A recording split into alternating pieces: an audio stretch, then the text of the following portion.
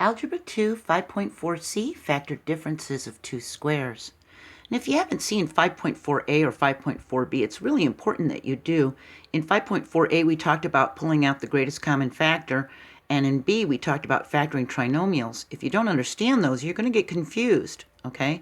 There's links in this video's description so you can watch them real quick. To factor a difference of two squares, we reverse the procedure for multiplying a sum and a difference. So factoring differences of squares, we get a squared minus b squared. See, it's the difference. Subtraction is a difference.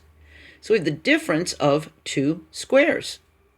And what will happen is we'll get an a plus b times an a minus b. To factor the difference of two squares, you write the square root of the first expression plus the square root of the second expression times the square root of the first minus the square root of the second. See?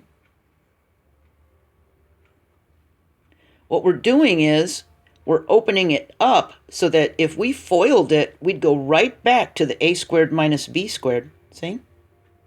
I'll explain this some more. So take a look at this. We have a real simple one, x squared minus 9. We ask ourselves, what makes x squared? Well, an x times an x, right? What makes a 9? A 3 times a 3, or a 3 squared. We pull one of the x's and one of the 3's, and we put it in parentheses. And remember, this is a difference of two squares, so we have a minus sign here. This one's going to have a plus, and this one's going to have a minus. We're going to have x plus 3, x minus 3. And it'll fit this formula. See? A plus b, a minus b. See? So this is the difference of these two squares, x plus 3, x minus 3. Let's take a look at this one. We have 25y to the 6 minus 49x squared. What makes 25y to the 6?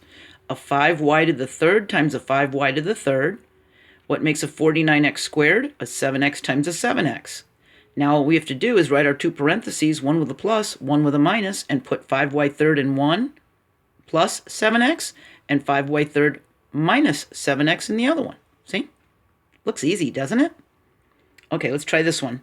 Now we have 36x to the 4th minus 16x to the 6th.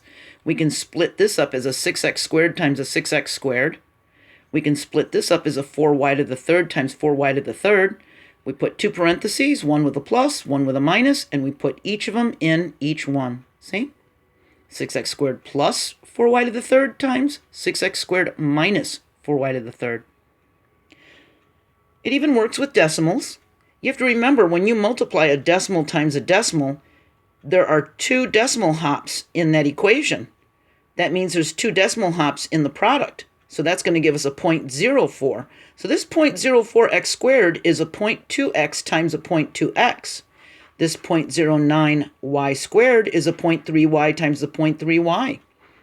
It's the difference of two squares, so we can put 0.2x plus 0.3y times 0.2x minus 0.3y.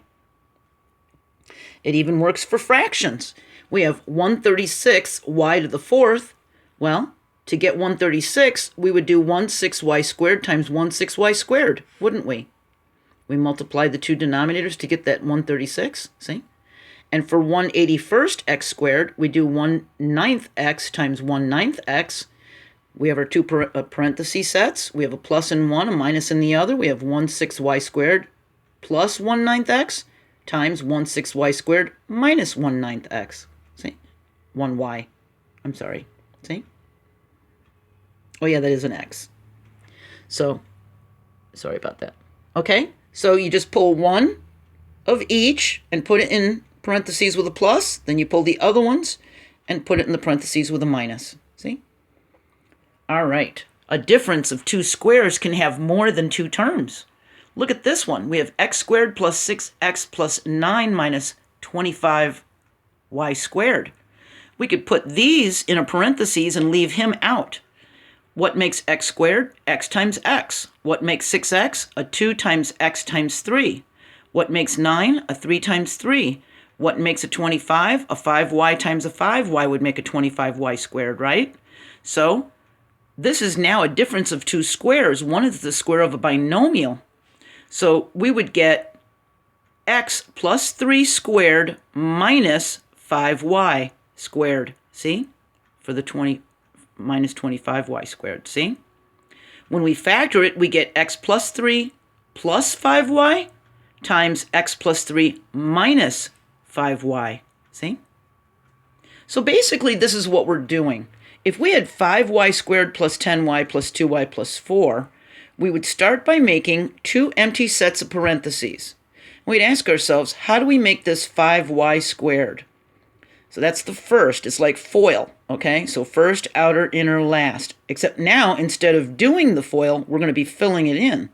So the first thing we do to get this 5y squared is we put a 5y on this one and a y on this one, so that when we do FOIL it, we get a 5y squared, see?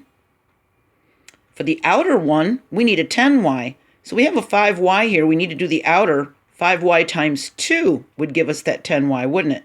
So now we know there's a 2 there. We know there's a y there and a 2 there. For the inner, we need to do these two inner guys, and we need a 2y. So we can put a 2 here and a y there. Now we've got all 4 of our terms, don't we? And we now know for the last one, we would have 2 times 2 to get our 4, right? And they're already in place. So now, if we FOILed this, we'd get 5y squared plus 10y plus 2y plus 4, just like that one, see? So you can do this slowly, start with empty parentheses and say, okay, what makes the 5y squared? A 5y and a y, see? And slowly do that, all right? So our next video, 5.4D, is factoring by grouping, and I'm going to add this video to the Algebra 2 playlist. There's going to be the Algebra 1 playlist link for Chapter 5, so you can review from Algebra 1, and all the current videos for this chapter that are pertinent to this lesson, okay? So all these little guys are going to be in there, all the little 5.4A, B, and everybody is going to be in there, okay? So hopefully that'll help you study. If you've been following along with each of the lessons, this should not be confusing. If it is confusing, go back and watch some again. It'll just take a couple minutes of your time, but the light bulb will go on and you'll be okay, all right?